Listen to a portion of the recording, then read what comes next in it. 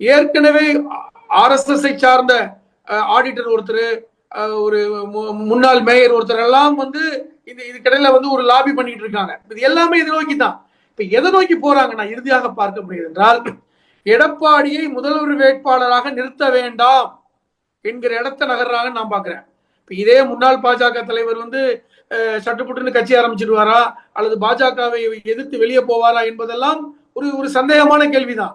ஆனால் அடிப்படையில் பாஜகவிற்கு இருக்கின்ற ஒரு ஆசை என்பது என்னவென்றால், என்டிஏ கூட்டணியில் எடப்பாடியை முன்னிறுத்தாமல் என்டிஏ கூட்டணியை மட்டும் முன்னிறுத்த வேண்டும் இந்த தேர்தலில். அதான் முக்கியமானது.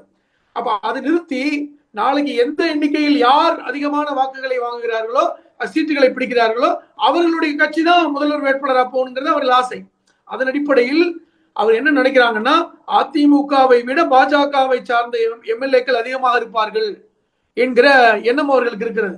தனக்கு கொடுக்கின்ற எண்ணிக்கையில் ஓபிஎஸ்க்கும் தினகரனுக்கும் டிடிவிக்கும் கொடுத்துக்கலாம், அவர்கள் தன்னைத்தான் ஆதரிப்பார்கள் என்கிற இடத்துக்கு இன்னைக்கு நகர்ந்திருக்கிறார்கள்.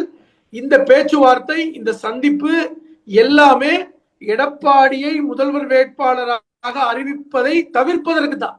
இதைதான் நீங்க புரிஞ்சுக்கணும். இந்த இடத்தை நோக்கி தான் இன்னைக்கு பாஜக நகர்ந்திருப்பதா நான் பாக்குறேன்.